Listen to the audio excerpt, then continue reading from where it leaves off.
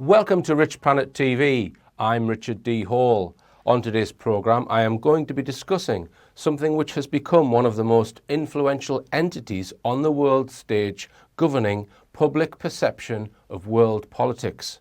The organisation known as Wikileaks, with the help of mainstream media via its leaking of government and corporate documents, seems now to be dictating the direction of world agendas to a significant degree. But is Wikileaks what it really purports to be?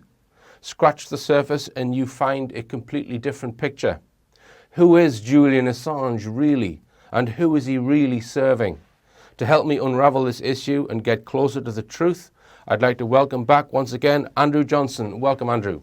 Thanks very much for inviting me back, Richard. Okay, so a very topical subject matter, Andrew. So just to go right up to recent times first, with regards one of the latest Wikileaks leaks, the Podesta Clinton emails. Just give us your thoughts on that. Yes, well, this is something that has been heavily put out in the media, and we were discussing before we started recording how Wikileaks seems to have come to prominence again during the last US election, speaking now in the middle of 2017. So obviously in the run-up to that election, we had the whole Clinton campaign, which was essentially being influenced by the WikiLeaks stories that were coming out in the media with the Hillary Clinton emails and the Podesta emails, which were heavily featured. I think there was something like 33,000 or something emails or something from Clinton's side that WikiLeaks claimed to have been, a party to and had copies of. So that was very significant in the election of the most powerful figure in the world. Ostensibly, ostensibly, yeah. So, that right there shows the level to which WikiLeaks has now been put on the world stage. Mm-hmm. All right. Now, in today's programme, we're not really going to talk too much detail about the leaks themselves. This is more about WikiLeaks as an organisation and who is Julian Assange. Just one thing I'd like to mention about Trump, though. You mentioned, because I mentioned in my previous lecture that if that's true, that WikiLeaks influenced the outcome, that means that someone has selected Trump. And what we're going to suggest in today's programme is that Assange is possibly an intelligence asset, which would mean that intelligence wanted Trump elected. And one thing that has come to light for me is that I think they can get rid of Trump whenever they want to. If you just look at his history and how much information they've probably got on him, they could release information to get rid of him. But he does champion a couple of very important issues that I think are correct, one of which is the autism issue, vaccinations being involved in the cause of autism, and the other one is the global warming con. Yes. Or the climate change con. He's made comments which support those. So my comment is, when he does go down the plug hole, and who knows when that will be, but I think he will go down the plug hole in a big way, probably worse than Nixon did, right? Yes. I think the intention is to take those issues with him, and maybe a whole load of other stuff that they want to bury. And they've also built up a very big kind of body of people that can help get him flushed down, judging by all the marches and all this that we've seen. So if that choice is made at some point in the near future before the next election, then they'll get heavily into the flushing action and make it a very sort of big, and loud affair, probably. Yeah. Heavily into the flushing action, absolutely. Now then, when I've researched WikiLeaks and Assange, I recommend this book that I've been looking at, Deconstructing WikiLeaks by Daniel Estulin. And Daniel Estulin has also uncovered the details of the Bilderbergers and their influence on world power. So I highly recommend this book. There's some fascinating insights. And now I'm going to be reading quite a few quotes from this book as we go along in today's programme. But I thought I'd start off, Andrew, because I have commented on WikiLeaks before and my cynicism of WikiLeaks. So let's just have a look at this previous Richplanet clip just to set the scene. My attention was recently drawn to these statues, which were put up in Berlin in May this year. The statues pay homage to the three supposed whistleblowers, Julian Assange, Edward Snowden and Bradley Manning. Now, if you believe these chaps are real whistleblowers, then I suggest you go and do a bit more homework. Now, in the run-up to 9/11, CIA asset Osama bin Laden was on the CIA's most wanted list. This is because the public's minds were being prepared to accept who did 9/11 in advance of the event. As pointed out by Bill Cooper, a guy from CNN just waltzes into Osama bin Laden's cave and interviews him. The point being, if a news reporter knows where to find Osama bin Laden, how come he has not been caught by the CIA? Supposedly, a CNN reporter found Osama bin Laden, took a television camera crew with him, went into Osama bin Laden's hideout, interviewed him and his top leadership, his top lieutenants and colonels and generals in their hideout. Now, don't you think that's kind of strange, folks? You see, because the largest intelligence apparatus in the world, with the biggest budget in the history of the world, has been looking for Osama bin Laden for years and years and years, and can't find him. Some doofus jerk-off reporter with a camera crew waltzes right into his hideout and interviews him. Now, that tells us two things.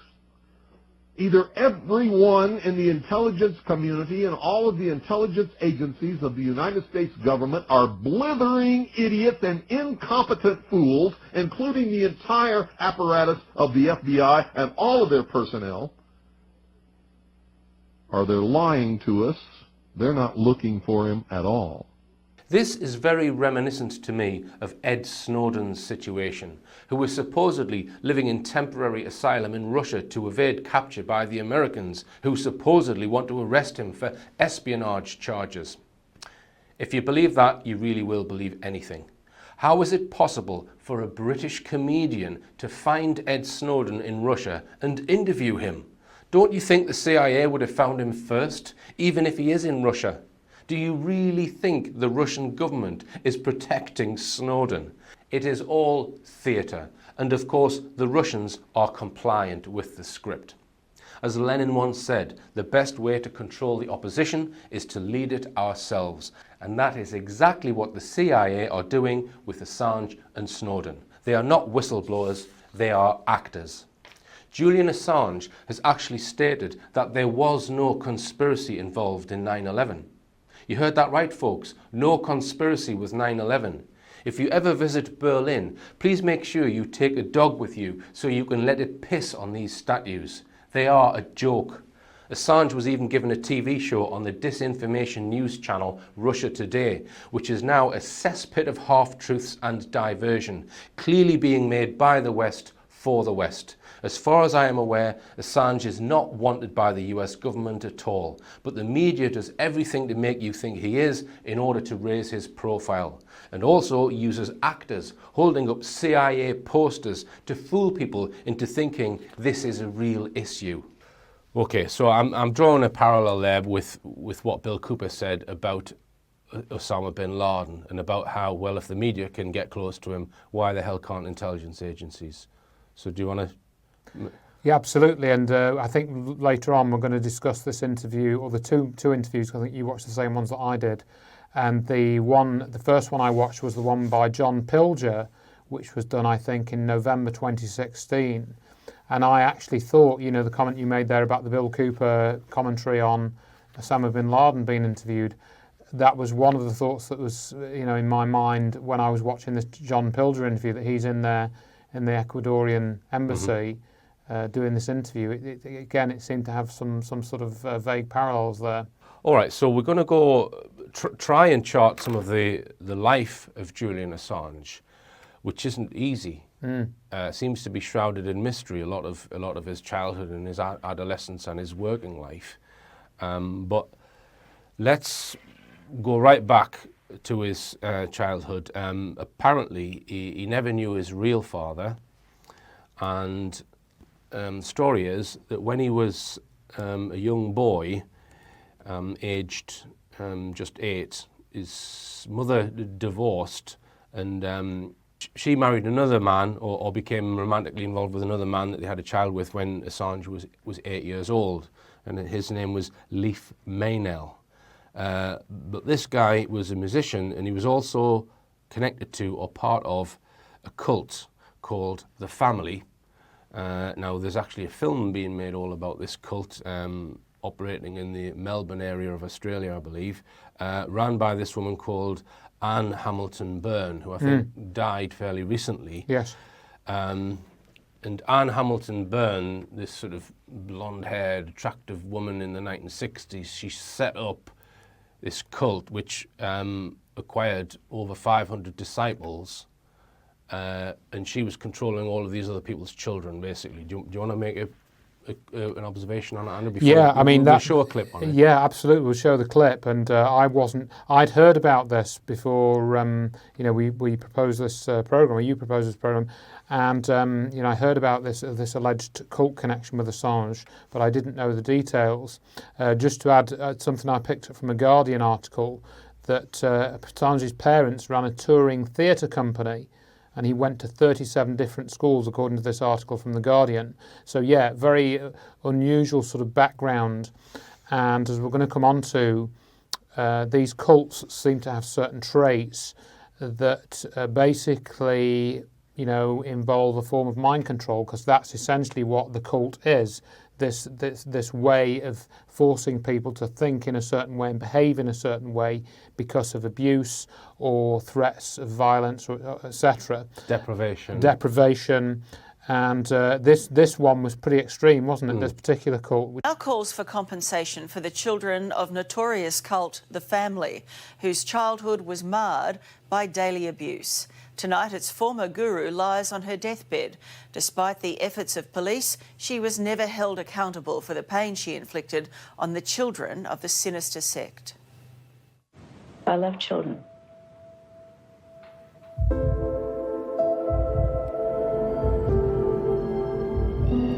It was eerie. This was where some of the worst crimes were committed, allegedly, against the children. No kid should ever have to put up with what we did. This is the moment of rebirth upon a new planet. Allegations of child theft at birth, the administration of a drug, LSD, to children. You start to think, I can't walk away from this. She is a sociopathic monster. They called themselves The Family, but this was no ordinary family. We weren't allowed to be children. We were designed kids. Their motto, unseen, unheard, unknown. But this bizarre cult is now world-renowned, as more details of what went on inside it are uncovered. Everything was taken away from us children. Everything you can think of. Tonight we'll show you the never-before-seen police interviews. Did you want to speak to your solicitor again? Or try to ring him again? You'll hear from the dogged detective who wants to see change. But was justice totally done? No. And there's calls for Australia's lost children, now adults, to get the proceeds from this cult leader's estate, reportedly worth up to $10 million. I think the people who have been damaged should be compensated. They're doing it tough. No, that's really beautiful, that, honey. Anne Hamilton Byrne looked like an enchanting movie star, charismatic and beautiful. But that smile masked what's been described as evil incarnate. In my time in policing, she is the most evil person I've ever known. Here in Melbourne's Lake Eildon, up to 28 children were collected by Anne in a sick bid to create a kind of master race. Some of her 500 disciples helped convince mothers to adopt them out. They thought the kids were going to a good home. The reality was far from it. We didn't have identities. We didn't have our correct names, our correct ages. The children raised in this house of horrors were made to look picture perfect, donning neat little uniforms and matching hairstyles. That was so that Anne could adopt more people into her cult, get more followers. Anne Hamilton Byrne is now a frail 96-year-old in palliative care. As her life comes to an end, former sect members are asking what will happen to her massive fortune. We didn't have everything that we needed. We had most things. There's quite a lot of money in her estate, and I believe it's time that this case was reopened and that the money that's left in her estate should be distributed to the people that she harmed in the course of establishing this cult. Anne wanted to look like she was an incredible mother with this number of children, well-dressed, well-behaved. Propaganda is all it was for. Anna Ray Trina Byrne, who grew up in the sect, knows that behind the Von Trapp family facade was a fearful existence. We were a team of children trying to live without kind people. Adam Lanchester, another of the cult children, punished on a daily basis. Beltings, no food. Auntie Anne and my mum Elizabeth Whittaker held my hands and burnt it with a cigarette lighter in front of all the other kids. Living in Lake Eildon, what was that like for you? Hell. Hell on earth. Anne would recruit mostly suburban housewives and some of society's highest flyers. Doctors, we're talking nurses, we're talking barristers, solicitors. There were so many bizarre stories about who she was. We had to drill down and get the facts. A new documentary called The Family, filmed over 3 years, is revealing new case details. Director Rosie Jones. It's a story about family, about love, betrayal, loyalty. I was in the sect from 1971 until September 1985. The film includes police interviews with the children shortly after they escaped, as well as cult members. Dan came across and said to me, it's time that you got married and had a child. How long after you've been initiated was this? Only for a couple of days. So this is basically about 10 days after you first met her. Yeah, I didn't have time to think. I had been taught that police and other outsiders would hurt us, and that men would want to rape us. This is Leanne Crease today. We didn't have a childhood, so we were abused every day. I don't call that childhood. She spent 16 long years living under Anne's reign and was the first to escape. I was given LSD when I was 14. It was a form of what in the sect as a whole was called going through. It was when we became supposedly initiated into the inner sanctum. I believed in them and something had to be done. Anne had to be stopped. Former police officer Lex DeMann headed Operation Forest, the task force commissioned to investigate the family. He says the drug LSD was an essential ingredient for this cult. And when they were administered the LSD at night and the room was dark, Anne would appear at the doorway with a bright light behind her, with, would you believe, dry ice in a bucket behind her. And so through the hallucinatory process, they would wake up and they would believe they have seen Jesus Christ. In the late 80s, police raided the compound and rescued the children. Anne and her husband Bill fled Australia. Mari Moore from Channel 9. The community was absolutely shocked. They couldn't believe that those children had been locked away and treated like they were, and nobody noticed. Former Current Affair journalist Mari Moore hunted them down in Hawaii. Can you explain to me why you treated the children like you did? And Bill, if you'd like to give explanations as to your involvement in why the children were locked away. I've got nothing to say to you. But I think in her delusional way, she really thought she could convince people that she was fine, that she was a good woman. Eventually, police had the family leader extradited for her day in court, but she was only fined a measly $5,000. We've got to be very conscious and on our guard always to make sure that this type of behaviour is never allowed to occur again. We are doing well under the circumstances, but I will argue that we are all struggling. And those scars do live within you forever. I'm in awe of the resilience that they've shown through what they've gone through.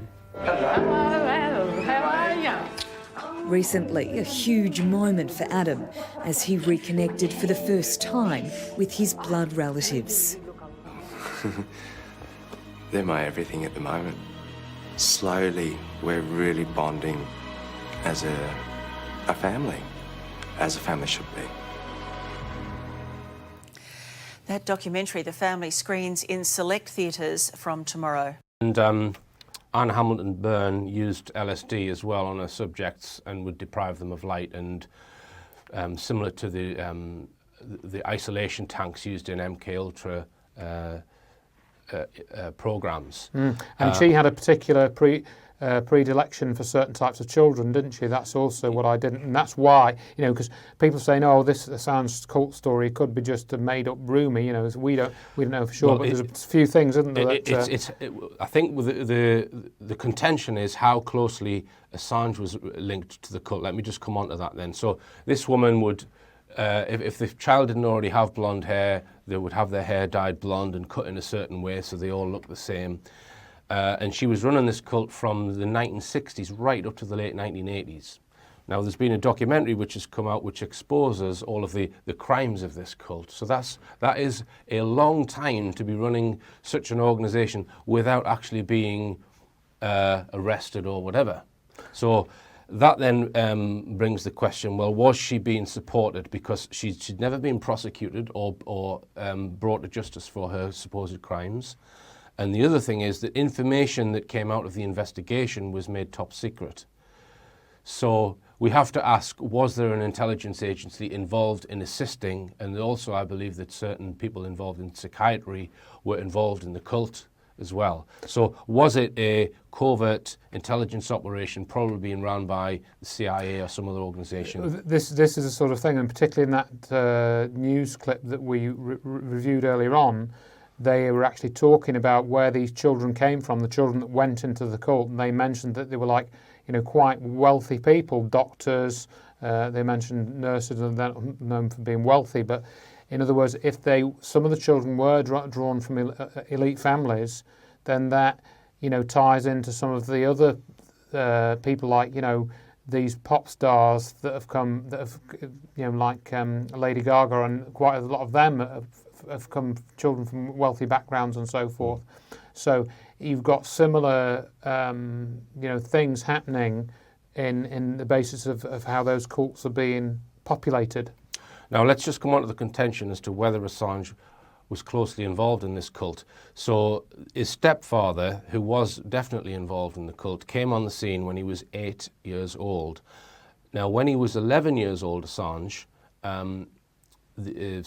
mother fell out with her partner and then wanted to flee the family home, and she was worried that the father was going to get custody. So the claim is that they were on the run from this guy when Assange was between the ages of 11 and 16.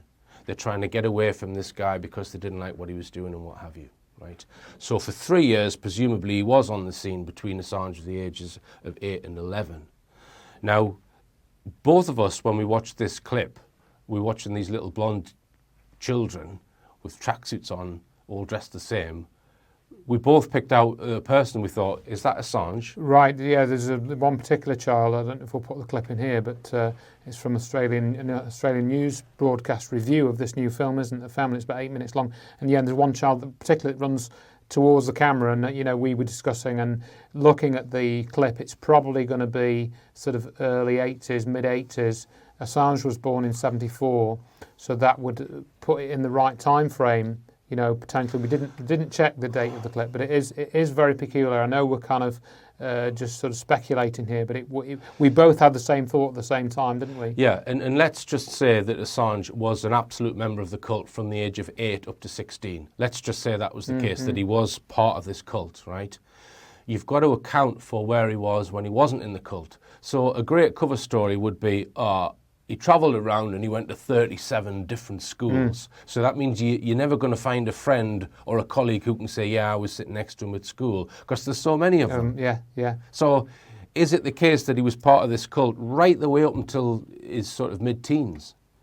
And they weren't really on the run. Yeah. So who knows? Now, if we can just mention perhaps at this point a little bit about Assange's character and his mannerisms. Yeah, he's kind of, he doesn't express much emotion, and he's very sort of curt with his responses. And this Guardian article, which I read from 2010, makes that sort of comment that, you know, I think that there's a comment made in this Guardian article that when you're with Julian Assange, you know, having dead air is not, he doesn't worry about there being dead air. You know, in other words, he's not very forthcoming with his conversation. Yeah, his social intercourse is a bit abnormal. Yes. And is that a result of being part of a cult or involved in a mind control program? All right, and the other thing about, let's say it was the CIA that were backing that cult, or, you know, using it as a research project or whatever, using Australia as a foreign nation, that gives them another layer of deniability. And also having the cutout of Anne Hamilton Byrne, she provides the deniability for an intelligence agency running that. And that would explain why she's never been prosecuted. Right. All right. And there was one other clip that caught my attention again, you know, speculation. But they showed this clip of them stood at the reporter stood outside the Freemasons hospital. Yeah. You know, so Anne Hamilton Byrne, in her old age, she lived to a very old age, has been nursed in a Freemason hospital. But then again, you know, I have to point out that she was, I think, quite a wealthy woman, wasn't she? And they talked about having a lot of money in her estate when she died and this sort of thing. So, you know. Another thing I read was that he lived for a time on an island called Magnetic Island off the coast in Queensland. Yes. Yeah. Not sure if that's of any significance. Very strange. So if we go forward in time a bit to his, his late teens, let's say, Assange was born in 1974, and according to Wikipedia, and you know, just to reiterate, I don't read from Wikipedia because it represents truth. I read from Wikipedia because that's what they're trying to get people to believe. There may be some truth in what I'm about to read. So according to Wikipedia, he started hacking in 1987 under the name of Mendax. So his first sort of work experience, if you like, is in computer hacking. Not that that's actual work. So in 87 he would be, 74, only 13, right? He and two others known as Trax and Prime Suspect formed a hacking group they called the International Subversives. During this time, he hacked into the Pentagon and other US defense facilities, allegedly, Milnet, US Navy, blah, blah, blah. Right, and so why didn't he get an extradition request like Gary McKinnon? You have to wonder that, don't you? Right. So in 1991, Assange was discovered hacking into the Melbourne Master Terminal of Nortel, a Canadian multinational telecommunications corporation. The Australian Federal Police tapped Assange's phone line while he was using a modem. So 1991, he's still going to be in his teens, probably 17, I think, something like that. Raided his home at the end of October and eventually charged him in 1994, so it took 3 years for them to bring charges, with 31 counts of hacking and related crimes. So that's from quite a young sort of mid-teens up to his, he's probably in his early 20s by the time he gets prosecuted. In December 1996, he pleaded guilty to 25 charges. The other 6 were dropped. He was ordered to pay reparations of Australian dollars 2,100 and released on a good behaviour bond, avoiding a heavier penalty resulting from the perceived absence of malicious or mercenary intent and his disrupted childhood. So the court acknowledged, according to this, that he had a disrupted childhood. Now, if we move forward from then is sort of very early computer hacking days, which seems quite extensive according to that sounds to me like he was a real nuisance and not really trying to use computer hacking for any kind of good reason other than to cause mischief. From 1993 onwards, there's various things you can see on Wikipedia where he's written some open source software, or he's done a patch for this thing or that. But from 1993 up to, let's say, 99, it doesn't appear, there's no company you can pin down that he's working for through his career. He's also been involved in software piracy, allegedly. Right. So we were talking about open source, and he's claimed, or I've read that he has claimed that his code is in all Apple products, right? But I'm not aware that Apple actually acknowledged this. So just tell us about open source software and how, because you know obviously a lot about software, how open source software is developed and what that means. Well, generally, the way that it's worked is that these days people can download the Linux operating system, which is a viable, perfectly usable operating system, which is free. It's an alternative to Windows and Mac OS. The idea was that when that started in the early 90s with Linus Torvalds, you could then, he decided that he would write a new operating system. So he wrote some programs which were the sort of core modules of the operating system, and then he put them on the internet and said, here's my first version. Anybody that wants to improve my programs or add new programs to this collection along, with the same sort of themes to help expand the functions of the operating system can do that. Mm-hmm. So open source is where you publish the source code for your program, which can be C or assembly language or any programming language basically, and then other people will, for example, develop a utility, a disk utility or a graphics utility, and then somebody else might come on and add new features to that source code. And the reason that they can do that is that the source code is all public, it's open, in other words, open source. Anybody can add to it, improve the program, add new features. And so allegedly we're told Assange was doing that as he probably taught himself how to program, and he was then doing that with code which may have ended up as part of Apple's operating system, perhaps, we don't know. Well, I don't think Apple developed their code through open source. No. Right? No. So I don't see how he could have written for Apple unless he was working for Apple, right?